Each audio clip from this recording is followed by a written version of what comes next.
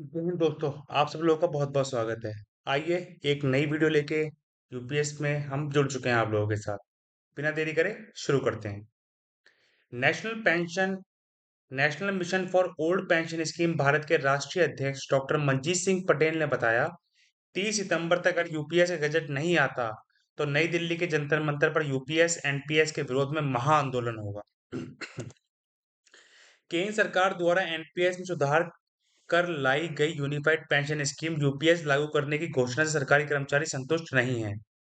अभी तक यूपीएस का गजट भी नहीं आया है।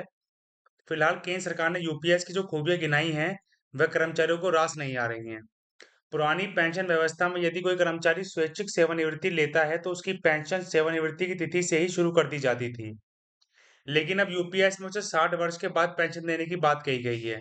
मतलब कोई कर्मचारी 45 साल में वीआरएस लेता है तो उसे 15 साल तक पेंशन मिलने का इंतजार करना होगा।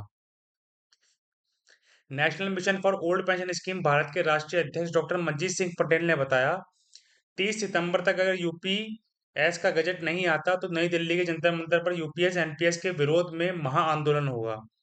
दूसरी तरफ पुरानी पेंशन की मांग के लिए लंबे समय से आंदोलन करने वाले कर्मचारी संगठन एनएमओपीएस ने भी 26 सितंबर को देश के सभी जिला मुख्यालयों पर विरोध प्रदर्शन करने की घोषणा की है।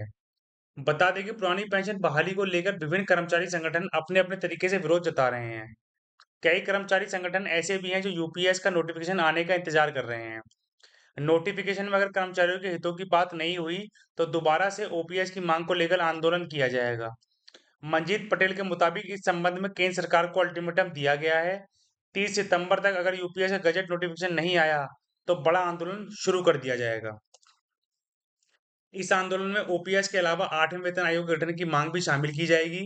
एनएमओपीएस के राष्ट्रीय अध्यक्ष विजय कुमार बंधु ने कर्मचारियों से ओपीएस बहाली के लिए और एनपीएस यूपीएस के विरोध में 2 सितंबर से 6 सितंबर तक काली पट्टी बांधकर काम करने का आह्वान किया था। अब उन्होंने 26 सितंबर को देश के सभी जिला मुख्यालयों पर विरोध प्रदर्शन करने की घोषणा की है। केंद्र एवं राज्यों के कई बड़े कर्मचारी संगठनों ने यूपीएस को छलावा करार दिया है। यूपीएस बनाम ओपीएस के इस दंगल में सरकार के पक्ष में कम तो उसके खिलाफ ज्यादा कर्मचारी संगठन हैं। पीएम की बैठक में शामिल confederation of central government employees and workers के अध्यक्ष रूपक सरकार कह चुके हैं कि ओपीएस का संघर्ष खत्म नहीं हुआ है। अभी हम यूपीएस का विस्तृत नोटिफिकेशन आने का इंतजार कर रहे हैं। बहुत सी बातें अभी क्लियर नहीं है। ऐसा नहीं है कि सब खत्म हो गया। कई मुद्दों पर अभी तस्वीर साफ होनी बाकी है। नोटिफिकेशन में बहुत सी बातें क्लियर होंगी। इस बीच ओपीएस की मांग जारी रहेगी। कुछ दिन बाद कन्फेडरेशन की बैठक होगी। उसके उपरांत जेसीएम की बैठक बुलाई जाएगी। अगली कड़ी में सरकार से बातचीत करेंगे। कॉन्फेडरेशन के महासचिव एसपी यादव का कहना है कि पीएम की बैठक से पहले हमारा स्टैंड क्लियर था। सरकारी कर्मचारियों को पुरानी पेंशन बहाली ही चाहिए। कर्मचारियों को नई पेंशन योजना यूपीएस तो कतई मंजूर नहीं है। महाराष्ट्र में लंबे समय से ओपीएस की लड़ाई लड़ने वाले महाराष्ट्र राज्य जूनी पेंशन संगठना के राज्य सोशल मीडिया प्रमुख विनायक चौथे कहते हैं, ओपीएस की लड़ाई खत्म नहीं हुई है। हमारा संगठन एनएमओपीएस के तहत अपना संघर्ष जारी रखेगा। भले ही महाराष्ट्र सरकार यूपीएस लागू करने की बात कह रही है, लेकिन कर्मचारियों की स्कीम मंजूर नहीं है। ओपीएस के लिए 15 सितंबर को शिरडी में पुरानी पेंशन राज्य महाअधिवेशन आयोजित किया जाएगा।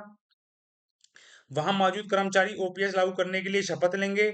उस आयोजन में राजनीतिक दलों के प्रतिनिधियों को भी बुलाया जाएगा। ओपीएस पर उनकी राय या स्टैंड पूछेंगे। एनएमओपीएस के राष्ट्रीय उपाध्यक्ष तथा महाराष्ट्र राज्य जूनी पेंशन संगठन के अध्यक्ष विनय खांडकर के नेतृत्व में शिरडी का महाधिवेशन होगा। तो यही जानकारी निकल कर आई है। जितने भी पेंशन ओल्ड पेंशन स्कीम के लिए कर्मचारी संगठन है वो सब लड़ाई कर रहे हैं और एक बहुत बड़ा आंदोलन इसमें होने जा रहा है। इस आंदोलन से हम सब लोगों को जुड़ना होगा ताकि सरकार के कानों तक ये बात पहुंचे और सरकार वो पुरानी पेंशन लागू करे जो कि हम जवानों का हक है। जय हिंद, जय भारत।